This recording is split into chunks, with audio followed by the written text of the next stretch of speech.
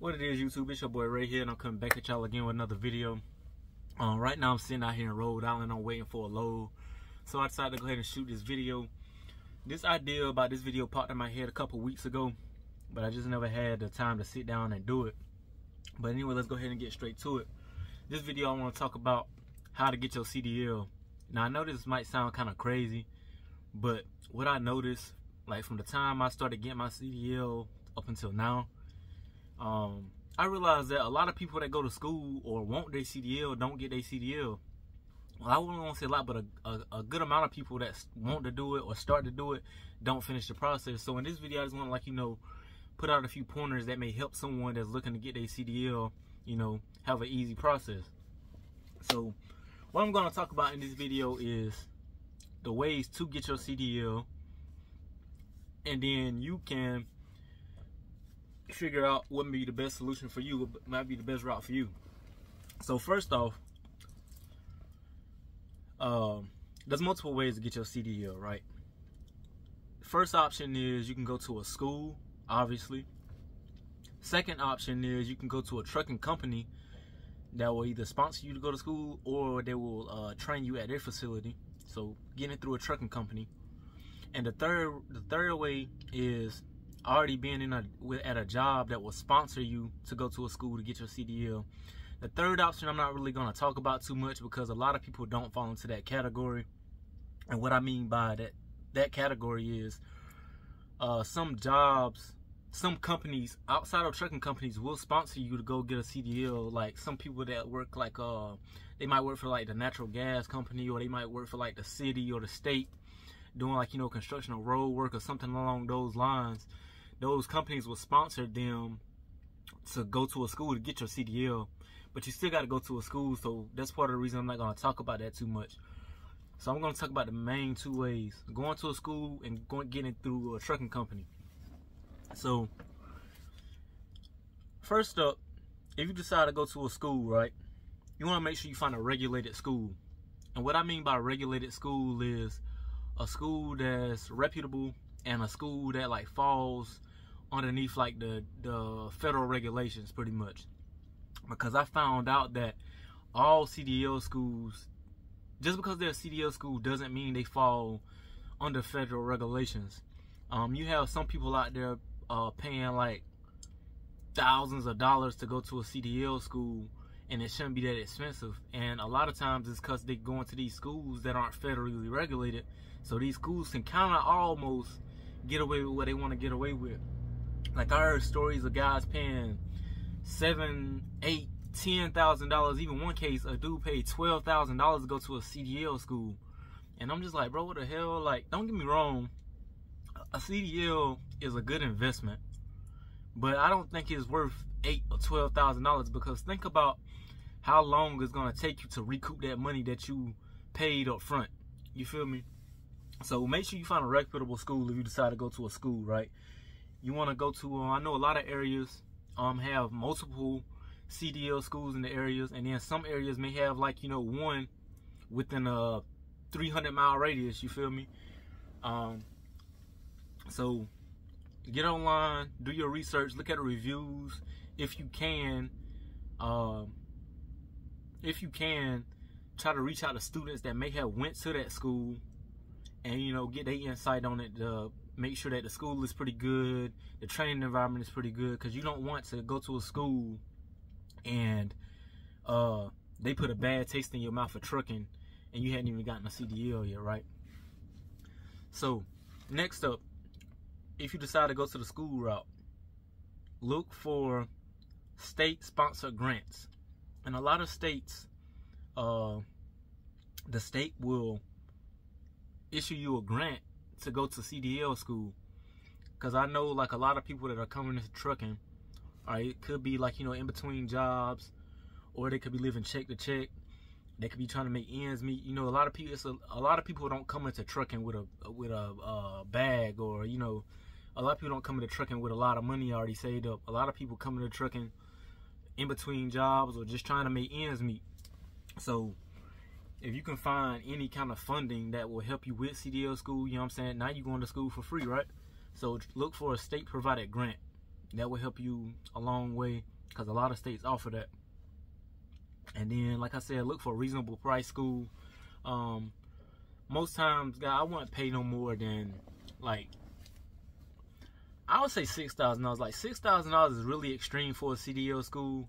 If you can, I would try to stick anywhere between, like, $4,000 or less. Like, I wouldn't try to recommend going, like, past $6,000 for a CDL because that's really extreme. And on top of that, if you go to a school and get your CDL, a lot of these trucking companies, once you get on with them, like once you finish the orientation and all of that stuff, they have tuition reimbursement.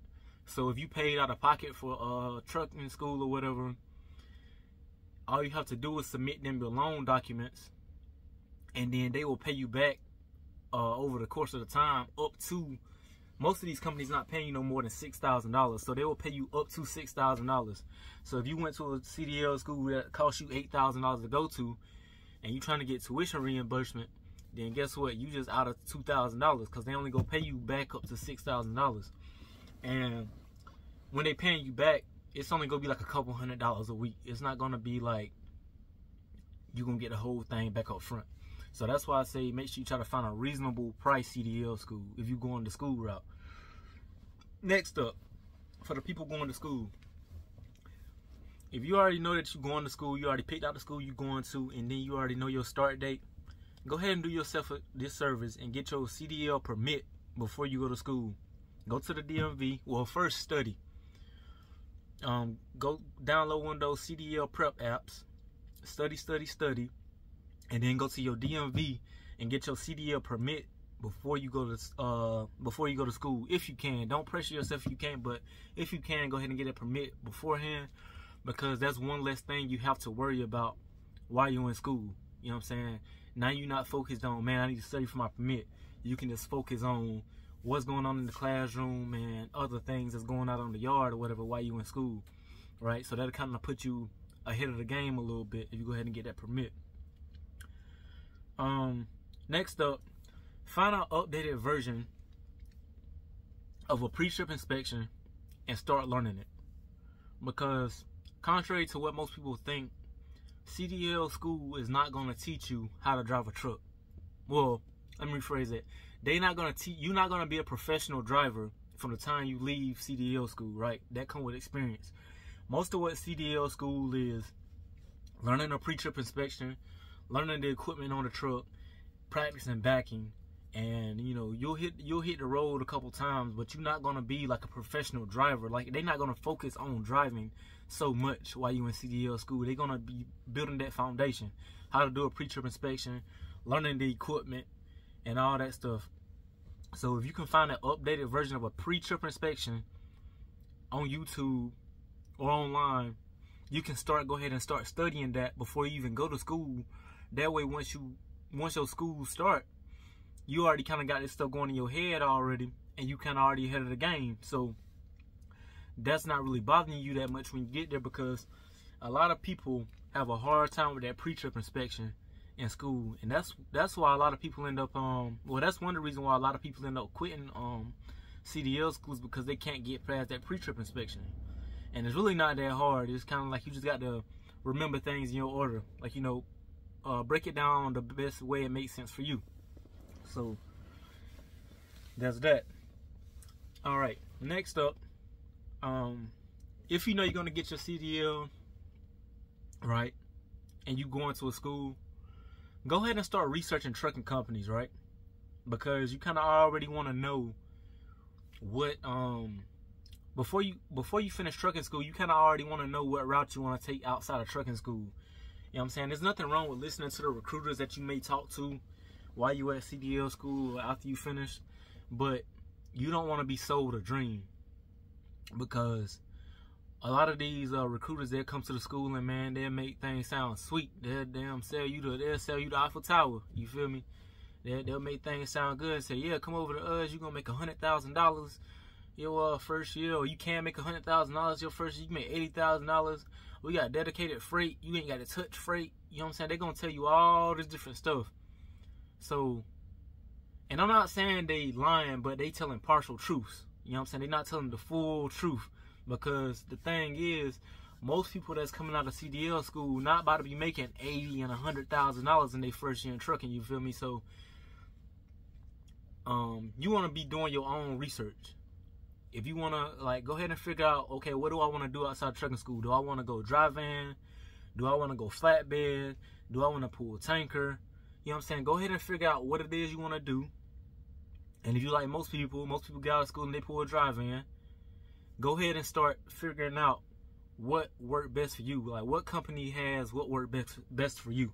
You know what I'm saying? If you're a person that don't care about going home, then, you know, go ahead and find your company that's going to keep you out down the road and make you some money. You feel me? If you're a person that need to be home on the weekends or every other week, find your company that can potentially get you home every week, right? If you're a person that don't want to drive from coast to coast, right? Start looking into companies that run regional routes. You feel me? Do things like that. That's what you need to be focused on before going to school. Because like I said, there's no problem listening to these recruiters, but you kind of already want to have in your mind, like, you want to go ahead and start narrowing down these trucking companies before you complete school, because CDL school will pass by just like that, and next thing you know, you got like 5 recruiters that you don't talk to, and then you gonna be going to the one that's trying to sell you can get the most money, which may not work best for you. So go ahead and start researching what might work best for you. Lastly, well, not lastly, but one of the last things is, if you're going to CDL school, focus on the fundamentals. CDL school will not make you a professional driver. Like, it is going to help you get, you're going to literally just get your CDL, right? So when you get out of CDL school, you still going to be making mistakes. Most likely, you still not going to know how to back up that truck like you should. All of these things come with experience, right? So don't try to hurry up and get your CDL and then find the company that's offering you the most money. Get your CDL, focus on the fundamentals, and then go to the company that has like a good training environment. You know, someone like a company that will take time, train you the proper way, give you proper training, put you on the road with a good driver trainer, not someone that's been on the road 6 months, so y'all don't be out there learning together, right? Focus on all the fundamentals, because you're not going to be an expert coming out of school. So don't even worry about the money. The money going to come. Just focus on the fundamentals. Now let's talk about going through a company to get your CDL. So the way it works is one of 2 ways. Either that trucking company will sponsor you to go to a trucking school, or they will bring you into one of their training facilities and train you at their facility and get you your CDL. Now the way that works is, let's say they sponsor you to go to a CDL school because they don't have a facility available to train you, right? They will pay a school all of your costs. Let's say it costs you $3,500 to go to CDL school. They will pay that school that money, and you will go to school, you'll get your CDL, and once you test out, finish school, and get your CDL, then you come back to the company to work. The way the other option work is, they will bring you to one of their training facilities, they will train you up there, and you will get your CDL through that state, right? So let's say, for example, the training facility is in Texas or South Carolina or Ohio or Iowa or something like that, somewhere you don't live. You will get your CDL for that state because that's where you trained at, right? That's where that company has their authority at. They will get you your CDL in that state, and then once everything is said and done, you will come back to your state, if you so choose, and switch it over to your state. Switch your CDL to your state that you live in, if you so choose, right? That's how that works. Pretty simple process, supposed to be anyway. About the pros and the cons of going to a school to get your CDL, right? So the only pro that I found about going to a CDL school to get your CDL is you can go to any company that you want to after you finish. You know what I'm saying? You're not bound to anybody. You go anywhere you want. Let's say you go over here, and after 2 months you decide you don't like it, guess what? You can go over here and, you know, do whatever you want to do. You just have more freedom because you pay for it, or the state paid for it, or however you get your CDL paid for. You're not bound to a company. Now the cons of going to a CDL school is you have to pay that money up front, right? Like I said, there's a way around it. If you can find like a state grant or something like that, then you don't have to pay it out of your pocket. But if you can't find that, then you have to pay that money up front. And a lot of people don't have, you know, a couple $1,000s just sitting around to go pay for school up front, right? Now, the second con to going to a school to get it is you ain't got no money while you in school, right? Because in most cases, you have to be in school so many hours, there's really not time to work outside of school unless you work in some kind of like part-time night shift gig while you're in school, or if you're doing some kind of like, you know, DoorDash or Uber Eats or something like that while you're in school, like, you know, you're doing like a gig at work, but it's still not going to be enough money to suffice you. You know what I'm saying? You have some pocket change, but you're not really going to have like enough money to support you while you're in school, because you're going to be in school pretty much all day. You know, in most cases, you're going to be in school 7 o'clock to 4 o'clock or 8 o'clock to 5 o'clock or something like that, because you have to get so many hours to get your CDL. Like, you know, in my state, is 160 hours. I don't know what it is in other states, but in my state, it was 160 hours I had to be in school to even, like, you know, test out for my CDL. So I was in school every day from 7 a.m. to like 4 p.m., 4 or 5 p.m., I think. Yeah, so and there wasn't much time for working. You know, I could do a little DoorDash or something on the side, but like I said, it's not a lot of money. Then the next con, the last con that I have for going to a school to get your CDL is you have to find or wait for work.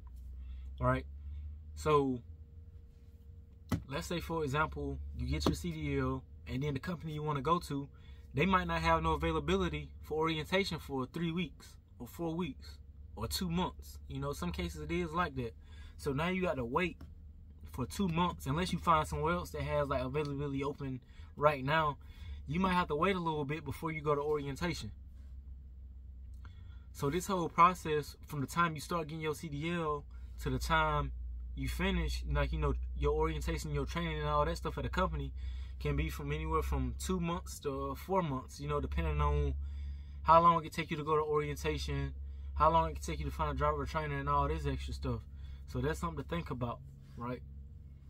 Especially for the people that's, like, you know, really pressed for money, because everybody don't have time to just wait like that. Everybody don't have time to just sit around and wait. They trying to get this thing finished as quick as possible so they can get in that driver's seat and make some bread as quick as possible. Now let's talk about the pros and cons of going to a trucking company to get your CDL. I'll talk about the con first. So the only con that I got for going through a trucking company is getting your CDL is you contracted for at least a year in most cases. At least a year. So I'm gonna break it down and make it simple. Let's say it costs this company $1,200. I'm putting a low number just to make it simple. Let's say it costs this company $1,200 to train you, right? And you get to that company, you get your CDL, and 2 months later you decide, man, I really don't like this company. It's not really living up to what I expected. And you decide, forget this, I'm out. All right. Now you owe that company $1,000 because you didn't finish your 12-month term with them. You didn't finish that year term with them, right? So however much it costs them to train you, right? If it's $3,500, if it's $4,000, you break that down by 12, and it's gonna come out to like so much money per month. And if you don't finish that, you owe the remainder of that balance to them. But that's the only con I really can say about going through a company to get your CDL. The pros of going to a company to get your CDL is most likely you'll be paid while you're in training, right? You'll be paid while you're in training. So if they bring you out to a training facility, from the time you get to that training facility up until the time you complete orientation, to the time you go on the road with your driver training, you be getting paid every week until, you know, well, from every week on forward. I'm saying, you know what I'm saying? It only be a couple $100s, right? But some money is better than no money, and I'd much rather get paid while getting my CDL than to not be getting anything while I'm getting my CDL, right? So you'll be getting paid while you getting trained to get your CDL. That's a plus to me. The next pro is after you finish, you already guaranteed a job. You ain't got to wait You know what I'm saying? You ain't got to wait for nobody to process no paperwork. You ain't got to wait for none of that. After you finish your CDL, after you finish getting your CDL, you already got a job right there. You know what I'm saying? So that's pretty much the pros and cons of doing either route. So, yeah, that's pretty much all I got to say about that. Now, it's up to y'all to decide which route is better for you. The way I see it is, if you're a person that's trying to come out and get your CDL, and you probably like in between jobs, or you know what I'm saying, you barely got little to no income, then I would definitely recommend you going through a company to get your CDL because of everything I said. You getting paid while you training, and you guaranteed a job, and the process can be just a little bit shorter for you, right? You don't have to wait all this time. Like, you know, from the time you get your CDL to the time you get in your truck can be, you know, might be 2 months, right? As opposed to this person over here that got to wait it on out, you know, go through this long drawn out process. So if you're in between jobs, little to no income, I probably would definitely say go to a company to get your CDL, because you ain't got to pay nothing up front. You don't got to worry about looking for loans or grants. You got money for training, guarantee your job, right? Now, on the flip side of things, if you're a person that got a little bit of bread stacked up, you know what I'm saying, you just want to go to school to get your CDL, you really ain't pressed for work right now, you know what I'm saying, your life pretty steady, then yeah, shit, go ahead and go to a CDL school, right? Because either way you'll get your bread back anyway, because a lot of these companies do tuition reimbursement up to, I think it's like a lot of these companies do it up to $6,000, some less, but most companies do it up to $6,000. They'll pay you back. So yeah, that's pretty much it for that. The last thing I got to say before I get up off here, I always remember, when you come in the truck, and just be patient, right? Whatever route you decide to go, just take your time, focus on the fundamentals, and don't be pressed about money, because the money will come. Going to CDL school or trucking school or whatever the case may be is not going to make you a professional driver from the jump. So don't get sold on these ideas that these recruiters telling you, or that they sending your email and flyers that, hey, you can make up to $80,000 in the first year, or you can make $100,000. Don't worry about the money. The money will come. The main thing you should be focused on is trying to find a company that's going to train you well, right? You want to get some good training, and you don't want somebody that's going to put a bad taste in your mouth before you even get your CDL. The last thing I got to say before I get off here is leave the weed alone, right? Leave the weed alone. If you're a person that smoke weed and you're trying to get your CDL, just go ahead and leave the weed alone before you get it. Because weed mess a lot of people up out here trying to get their CDL, right? They come in with these same principles thinking, you know, I'm just finessing scheme on a drug test, and you know what I'm saying, I'm gonna finesse and scheme on a drug test and I'm gonna be good. Your luck is only good for so long, right? And it's only a matter of time. And on top of that, things change when you get your CDL. It's not like a normal job where, let's say they got you had like a regular job and they got like a zero tolerance for drugs policy, and you fail a drug test and you get fired, and you can just go over here and get a job and they won't know about it. It ain't like that once you get a CDL. Once you get your CDL, and if you go to a company, or you at a company, or any point while you in your training, you fail a drug test, it's automatically put on your profile. It's put on your FMCSA clearinghouse profile. So any company can go in there and see that. Like, for example, me, before I got on with this company I'm with right now, the first thing they wanted to see is my FMCSA clearinghouse profile, because I had to take a drug test while I was in CDL school, right? So if I had failed a drug test, it would have already been on my profile before I even started with the company. So it ain't like you can just, like, you know, finesse the game or whatever. Then on top of that, some of these companies do hair follicle tests. Because I know I know there's some professional stoners out there that think, you know what I'm saying, man, I could just go finesse the drug test. I could go to the smoke shop and grab the detox kit, or the fake urine, or whatever the case may be. Some of these companies do hair follicle tests. And you don't want to be bound to trying to finesse your way around the urine test either, because now you're just going to give yourself headache, and you know what I'm saying, you're putting yourself through extra stuff. But like I was saying, some of these companies do hair follicle tests. And as of right now, the federal government only require companies to do urine tests, but some companies do hair follicle tests for their company policy. So let's say, for example, right, you go over to a company and they do hair follicle tests. They pull your hair follicle and you fail, right? They find weed in your system. Then they about to send your butt back home. And most likely they're not going to pay for it. So now you got to find your way back home to wherever you came from. So if you're in the middle of wherever, you got to find your way back home. They're not about to pay for you to go back home because you failed a drug test. And if they do a hair follicle and you feel, they don't have to report the hair follicle to the FMCSA because they only require you to do urine, but they don't have to hire you because of their company policy. So the best way to avoid all that, guys, is just leave the weed alone, man. Like it ain't never that serious. Like weed ain't that good. Just leave it alone and you'll get further down the road. But anyway, I'm gonna go ahead and start rambling. That's pretty much I got for this video. Appreciate y'all for watching. Please like, comment, subscribe, support the channel. It's your boy Ray, and I'm out.